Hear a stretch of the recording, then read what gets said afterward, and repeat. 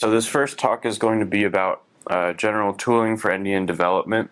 My slides are mostly going to be about debugging, which is a lot of the work that I do. Once you build an app, you end up, at least with my code, you end up debugging a lot. We start with simulators and emulators, sort of clean room places to run and debug apps.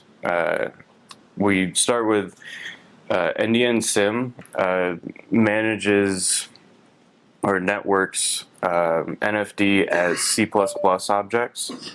It doesn't run in real time, so if you have a large topology that may take a lot of time or may be very slow otherwise, you can run this, and sometimes it will take a couple minutes to run a couple hours worth of sim. But it can be very useful in large topology cases, such as there was a Leo paper recently that used NDN Sim to test routing scalability, for one. Mini NDN is a little more flexible. It's not based on C++ objects. You can run anything on it, anything such as NFD, NDND, any of the forwarders. Apps specifically can run usually without changing them, which is really nice.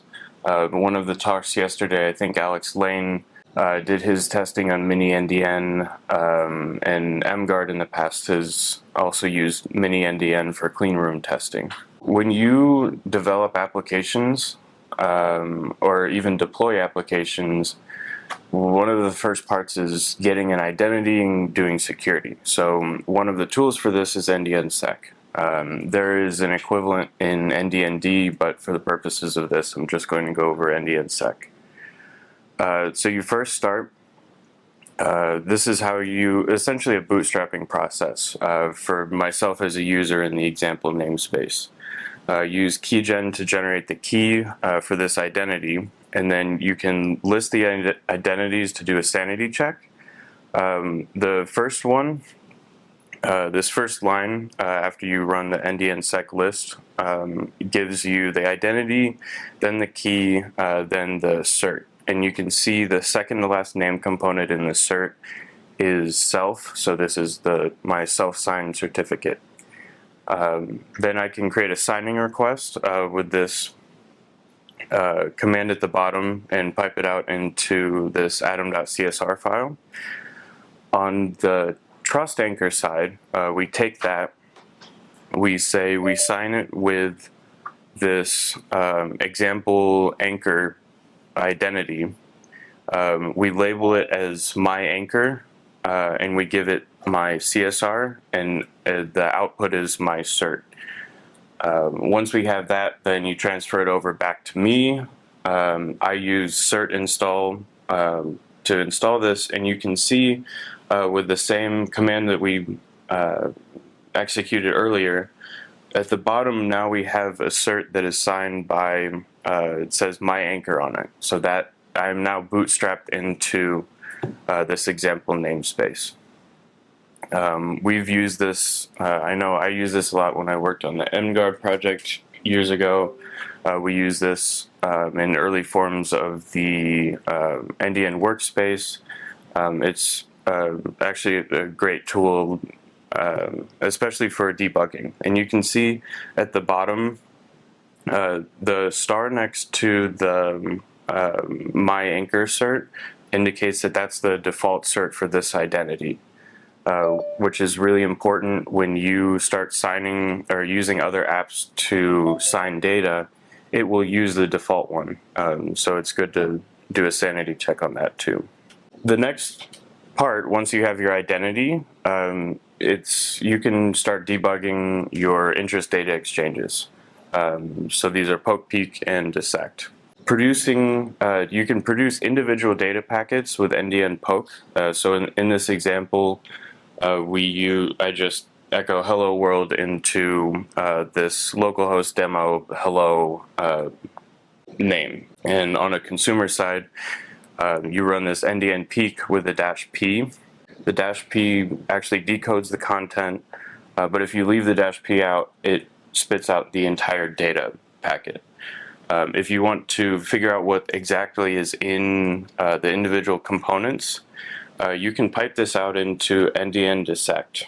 You may not be able to, the people in person may not be able to read this as much, but you can see things like the individual, how the TLV encoding is for the data name, the content, and the signature info, and really everything that is in this. This is just a very simple example. So what if you want to actually exchange files instead of individual data packets? Because individual data packets can only be so large. This is when you use NDN put chunks and NDN cat chunks to publish and fetch. In this, what this does is it splits your file into many NDN data packets on the producer side.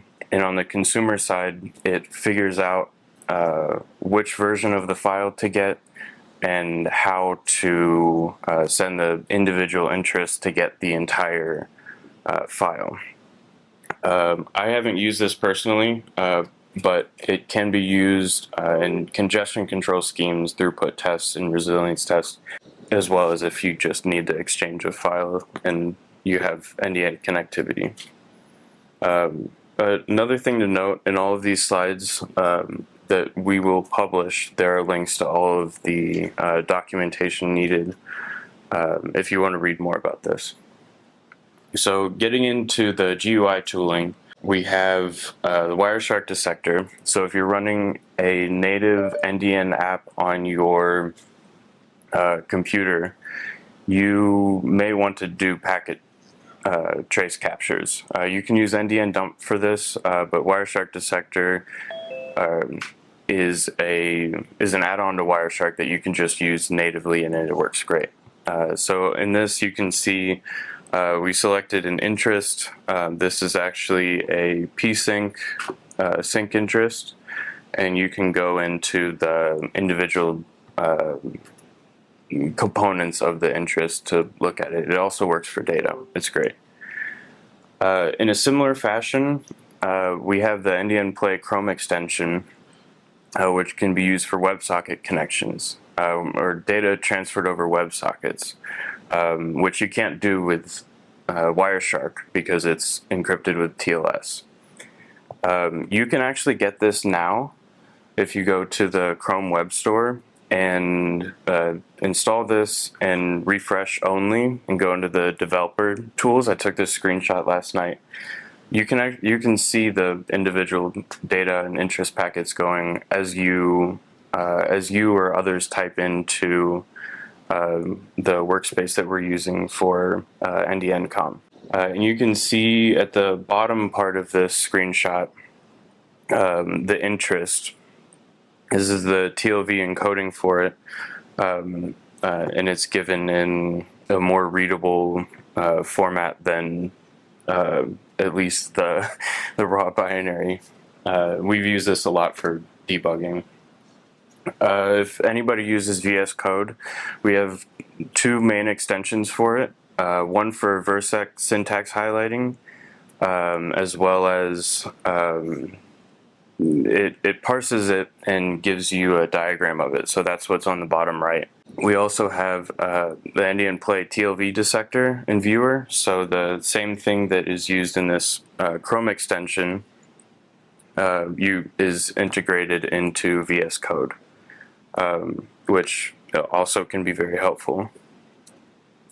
The last one is the NDN Play web user interface, which you can use in conjunction with Mini NDN. So this can be used as a front end for it, essentially. I've used this, and we've used this for even just verifying topologies that we put into Mini NDN. We'll take the config file, put it into NDN Play, and just make sure that it is what we want it to be. I've had instances where I thought links were there, where they weren't. This is deployed at play.ndn.today. You can play around with it, but the thing that I will be using today is probably that Chrome extension. I think it's pretty interesting and useful to see what's going on. Now, Junxiao. Yeah, let me introduce some tools related to the global NDN testbed. So the global NDN testbed is a research infrastructure operated by the NDN team. We have 24 routers in 5 continents, and the testbed is open to all NDN users and developers. Currently, the testbed node they are running the NDN forwarding daemon (NFD), NDN link state routing protocol (NRSR), and the NDN 6 file server, which I would also mention in my afternoon's talk. We do have a plan to transition the testbed to use NDND and the distant vector routing protocol later this year. The testbed, we have a testbed status page. The status page will show you a list of NDN testbed routers. The information includes name prefix, software versions, service uptime and health as measured by Docker Compose, as well as data plane reachability. Every testbed router will run NDN ping application to see whether it can reach every other router, and it will show you the round trip time. The same information as on this webpage, it is also available as a JSON document that you can use in your program's applications. As an example of the usage of that JSON document is the NDN Play web app has a button called the testbed template. You press this button, it will download that JSON document and show you the topology map. It's entirely rendered from the status page JSON document. Then on each testbed router, we also have an NFD status page. It shows you the state of that node on the forwarding side. The NFD status page can show you a list of the network interfaces or the NDN faces or logical faces on the NFD. It shows you the routes. It shows you the traffic statistics. Content store utilization, things like that. Every router has it. Then on the routing side, the NRSR routing protocol publishes the dataset. So we also have a status page called NRSR status. It can show you all the prefix announcement and the link state routing status across the entire network. In the next section, we also develop some tools that help you connect to the testbed and other NDN networks. First is an API service called NDN FCH, where FCH stands for Find the Closest Hub. We built this in 2021 NDN Hackathon. So the purpose of this API is to help end host connect to the NDN network. The API can return nearby NDN routers based on your IP geolocation. The backend also performs periodic health checks to ensure every returned router are supposedly available and accessible. But if not, the client can figure it out. The API clients for NDN FCH, they are available in popular NDN libraries such as NDN TS. So the right side of the screen is show you a sample of the API request and the response. So we are asking the API what's the 2 nearest NDN routers, and the API will tell us, as well as the update timestamp according to its backend. Then, as I mentioned earlier, the NDN ping. NDN ping is a tool to test the reachability of a name prefix. Because every testbed router has a primary prefix, as you see on the status page. It can also be a prefix that the end host announces. Either way, if there is an NDN ping server running as a producer, then you can use NDN ping as the client to see whether you can reach it and what's the round trip time. NDN ping has 2 versions. One is implemented in C++. It's part of NDN tools repository. The other is written in Go. It's part of the NDND repository.